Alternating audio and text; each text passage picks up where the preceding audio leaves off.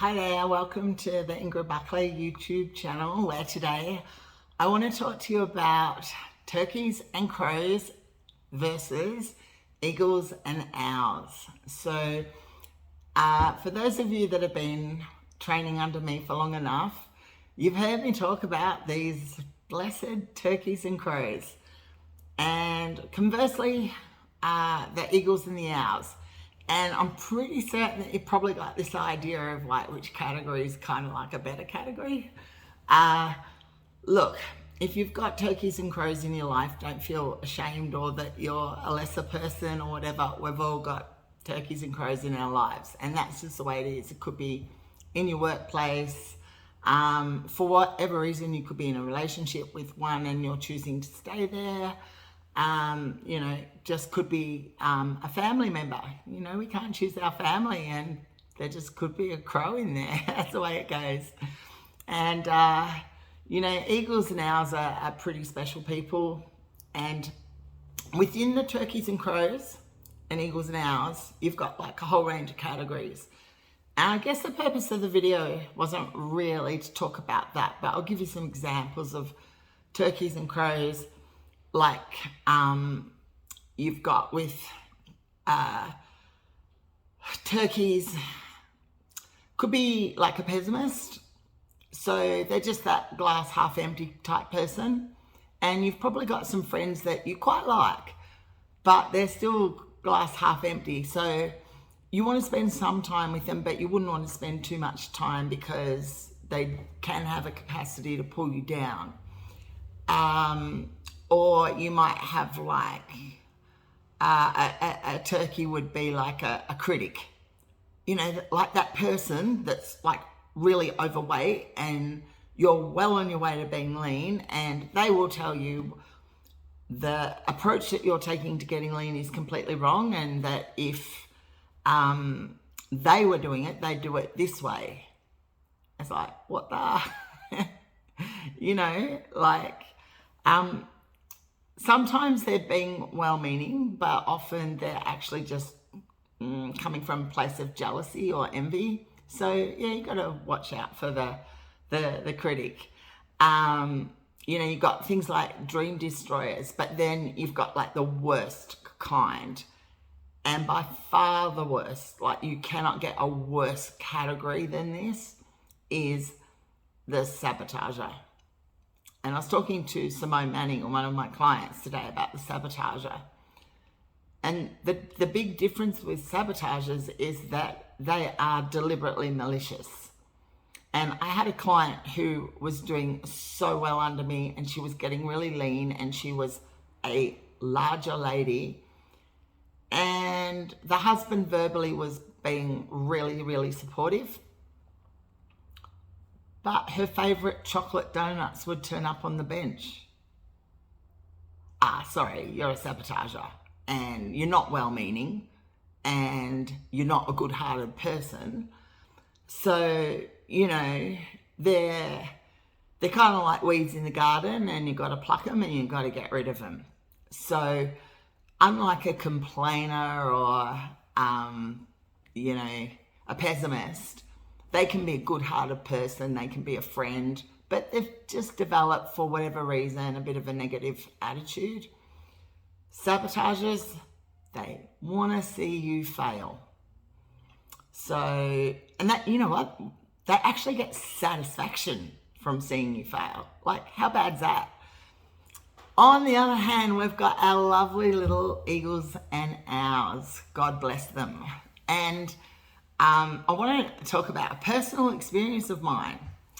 And yeah, I kind of just felt like expressing myself about this. But, within eagles and owls, you've got people like the complimenter. So for the girl that's lost like 200 grams, like 200 grams isn't much. And this girlfriend, the complimenter, says, "Wow, you look different today. Have you lost weight?" Like, they're really just observant. And if they think that you look a little bit better, they're going to tell you. And particularly when you're trying to do a physique change, having a complimenter in your life is just awesome. Even something like, hey, Ian, your hair looks good, that color or that short. And I'm like, whoa, for the rest of the day. You know, like, you know how a compliment can just change the way that you feel. And, you know, you might have like cheerleaders in your life. Like, they might not be incredibly like your emotional pillar, but they're pretty cheery and they motivate you, they inspire you, and you go, hey, I want to do this, this, and this. And they're like, oh, you so can, you so should. Like, they just relentlessly like kind of believe in you, and they'll get behind you no matter what. And I was trying to kind of, I've met this person recently. It was in before Christmas, and they're having some kind of an impact on my business life. And I've had a lot of pretty less than ordinary people try to help me with business over, you know, 3 or 4 decades. And you know what's interesting is when you meet an eagle or an owl for you, you just know. And it's taken me a while to kind of figure out, well, like, I knew not instantly, but in the second email that I got back from, and it's a him, but that doesn't matter because eagles and owls can be, you know, whatever. Whatever gender, sex, whatever. You know, it's like I was trying to figure out, like, why does this person like make me feel like this? But it didn't really matter at the time. All I knew was I need to be around this person. Like, this person, like, it's something almost can be intangible for a while. And today the penny dropped. It's like, because he's never really given me a compliment, and it's not a romantic thing, so, you know, you wouldn't expect a compliment, although I think that, you know, he knows enough about me that he thinks maybe I'm an okay human being. And he's definitely not a cheerleader, and he's not my accountability partner, and he's not my coach. So there are often things that eagles and owls are, and I'm like, can't put my finger on it. And yeah, I'll go back to it. I need this person in my life at this point in time for whatever reason. And I figured that it's because he makes me feel like I can actually do anything. And that's what eagles and owls do for you. They make you feel that whatever you set your mind to, it's not a dream. It can actually be actioned. And those people are priceless in your life, because unfortunately for, you know, it's just human nature that there's just not that many of those kinds of people. So at this point in time in my life, in particular my business life, but it's also kind of come into the personal life, is that for me, he has become a liberator of Ingrid's potential. He is drawing out things in me that I have been very resistant to, and I'm actually going forward, and I'm not comfortable at all. I could give you such a menial example, and you're going to kind of listen to the video and go, what? He's liberating your potential by making you do automated emails like Ingrid? Really? All right. Yeah, and that's one of the things. But I've rejected automated emails since basically they came into existence for a plethora of reasons. And all of a sudden, because I believe in him, because to me he's an eagle in his field, I'm like, I'm going with that, you know? So I think, like, he's got this personality that he's not afraid to push me in a very professional manner. But that's probably because he sees my potential. He may not ever admit that, or he might not even know that. But people can see your potential and they just intrinsically want to bring it out. And it just happens organically. And that's kind of what's happening to me. And yes, I'm a deep thinker, aren't I?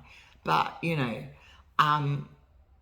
they can also be quick to praise you when they feel that perhaps it's the optimum time.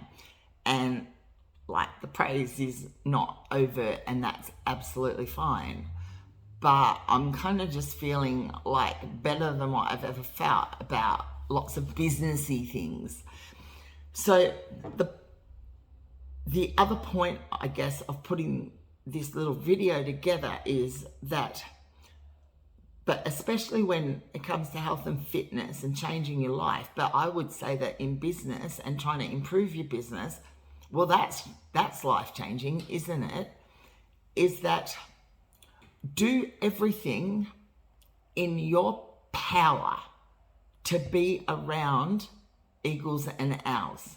Do whatever the fuck it takes to get them into your life and to stay into your life whilst they are having that effect on you. Okay, so what do I mean? I mean, go volunteer in some capacity. If there is an eagle or an owl in that facility, go volunteer. So you're working alongside them. Okay, so say an Anthony Robbins and he's charging $10,000 for a blah blah summit, but you think he's an owl, you go. Just find the money and you go. That's what I'm talking about. Or there's an offer and you get to spend time with that person that you really think highly of, and they're a bit of a mentor to you, they're a bit of an inspiration. Do whatever the fuck you can to be with that person. Hang out with that person and learn from that person. Then you grow from that person, and that person has then had a profound impact on your life and helped to liberate you. And that's such a cool thing. So if you've got turkeys and crows and you've got eagles and owls, the final point, I guess, of the video is, like, when you look at all the turkeys and crows, you might have the hedonist. Oh, go on, have a bit of cake, it won't hurt you. You only live once. Yeah, but hedonists, the way they live their lifestyle, they're the first ones into an early grave. So how ironic is that? But a little bit won't hurt you. Or the temptress. This chocolate's so good. They don't give a shit that you're trying to improve yourself. That's what I'm talking about. Turkeys and crows. You have got to limit your exposure to those people. But conversely, you have to increase your exposure to those beautiful eagles and owls. All right? And if you don't have any, start looking for them. Sometimes they just come into your life because it was meant to be, because God above, whoever he is, the higher power to you, they're looking out for you and they send them into your life. Don't ignore them, Put the turkeys in their freaking pen and close the gate, walk away. With the eagles and the owls, it's like, come here. Yep, come here. Come and spend some time with me. All right. So, that would lead you, if you're smart enough to know where I'm going now, you've got to start thinking, like, am I to people a turkey or a crow? So have a think about you yourself right now. Like, what do you think most people would say about you? Are you a complainer? Like, oh, how are you, Jane? And then you reel off this, and this. And when you think about it, and I'm asking you the question, you're like, shit. And I do it quite regularly because there are a lot of people that do that. They just want to tell you their problems. Well, sorry, buddy. you are a turkey or a crow or both, and people don't want to be around that. And I'm not trying to be harsh, because I'll give you an example. Like, those of you that know me well, and I've got a small little tribe of people that have followed me for years and know that I have a lot of anxiety, but probably more so depression.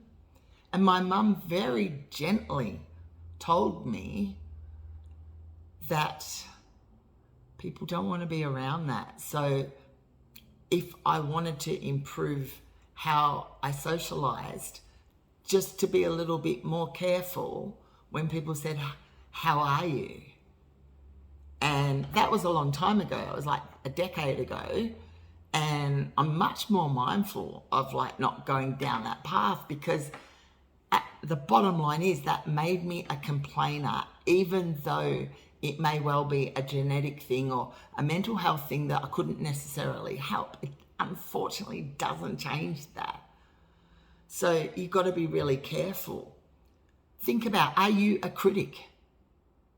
Are you critical to people? Do you pay compliments to people? Like, which are you? When your friends tell you their dreams, what do? Are you supportive? Because I'll tell you this, if we didn't have dreamers and visionaries, we'd still be back in the prehistoric days. They're how the world evolves. Thank God for dreamers. But there are a lot of dream destroyers. I've had a couple of people that have intimated via keyboard that, I won't achieve the lifting goals that I want because I'm past my use by date. Fuck you. Here I come. Sorry, you got it wrong. You can troll all you like. Good luck to you. You're a toxic asshole. I don't know who they were specifically, personally, and I don't care. It's water off a duck's back, because the people that I have close to me, I view them all for their own special little ways as equals and ours. And, increase your exposure to those people and build immunity from the negatives. And I want you to think about, how other people might view you, because I sure as hell want to be viewed predominantly by most people as an eagle, as someone to look up to, within the fitness industry, and also just as a person that has deeply respectful values, family, integrity, authenticity, living a life without being censored of self, things like that. I think other people value that. Other people will look up to me for a variety of reasons. And I want to make sure that I'm their cheerleader. I am their accountability partner. I am their coach. But not only do eagles and owls do those things, they do it in a manner that is always supportive and coming from the other person's point of view, not our point of view of what we think that person should do. That's a true eagle or an owl. So if you suspect that I've touched on a couple of things about how people might view you, it's okay, you can change. So try doing things, slowly but steadily. And I'll let you in on just one thing that I told an old client of mine today from 2014, and we're on the phone chatting. Imagine that, haven't spoken to her for ages, but, we had a great coach-client relationship. And I was telling her about this little practice, and she said, "Ingrid, have you done a counselling course?" And I said, "No." And she said, "Well, I've been seeing a psychiatrist. I see her once every 3 weeks, and she does exactly what you just said." I said, "No." She goes, "Ingrid, I thought you must have become qualified." what I've been doing, if I've piqued your curiosity, because I want to be an eagle or an owl to as many people as I can, is, when people say at the checkout at Coles or Woolies, and they'll go, how are you? They're not listening to your answer. Well, if you're anything like me, like I'm blunt and call it how it is. So quite often I've just gone, yeah, shit day. Like, I don't want to complain. I'm not interested in complaining, but I just say, yeah, shit day. Like, how rude. And I kind of won't take it on board, thank God. And I kind of thought a while ago that's something like, Ingrid, you really want to stop that. That's not good. This is a really kind of almost like, I can't think of the word, and I'm on video, so I've got to keep, it's kind of almost an explosive question, how are you? Because depending on that person and their day and their mood and their personality, you could open yourself up for an explosion, i.e. like with me. So how are you is actually not a great question. And so I've been trialing and experimenting with a couple of other questions, and they are, so I might get on a Zoom call, or I might run into someone, or a client might walk through the door, and I'll go, hi, and I go, hi, and I'll go, what's been the best part of your day so far? And you actually, because I saw it yesterday on Zoom with a couple that I was having a business talk with, and they both went back on the chair. And you could see the eyes roll back, and they looked at each other, and you could see they're actually thinking. But think about that question. What's been the best part of your day so far? Well, I'm interested in it because I'd love to hear something positive, but you're asking that person to think about something positive. So they can't help but get happy. So all of a sudden you're both in a happy space and you develop a happy rapport. And hey, I'm not saying that, I'm in a great mood all the time. I had a cry this morning. It was kind of a positive cry, but it was a cry nonetheless. I'm not saying that. So the second question that I've trialed, but haven't experimented with it as many times, is g'day. So what's something you're really looking forward to this year? What's coming up for you? And again, they're like, whoa, haven't been asked that before. And it's like, what am I looking for? So you're kind of going for that happy bubble thing again. And everyone has got to have a happy bubble, all right? Even my coach, my powerlifting coach, he's my happy bubble sometimes. I have lots of different happy bubbles. And you want to make damn sure that you are an eagle and an owl to the people that you love, cherish, and want relationships with. And if you suspect that you are or can be a turkey or a crow, I hope you take the video on board and do a little bit of soul searching. I've done 53 years of soul searching, and it's absolutely worthwhile because I feel I've become a better and better and better person and more valued and more valuable. But, not there yet. I really hope this video has given you something to think about. And, you've already decided, nah, this girl, she's a turkey. Or she's got some really interesting stuff to say, and it's kind of like making me feel a bit of something here. And I'm liking her, or I'm liking parts of her. I want to hear more. Okay, you're considering that I might be a place in your life as an eagle or an owl. And then, I might become any one of those categories, a coach, accountability partner, emotional support, cheerleader, complimenter, any of those things, just something to think about, because this is powerful stuff. Because I'm on YouTube on a health and fitness channel promoting Ingrid Barclay, because I presume that we want to be better versions of ourselves each and every day. I sure as hell want to. And today I was really glad that I was just able to pinpoint something very little to me about why somebody was significant. It didn't matter. I didn't lose any sleep over why he was. I knew he was, because that's what eagles and owls do. You don't have to think about it. They just are.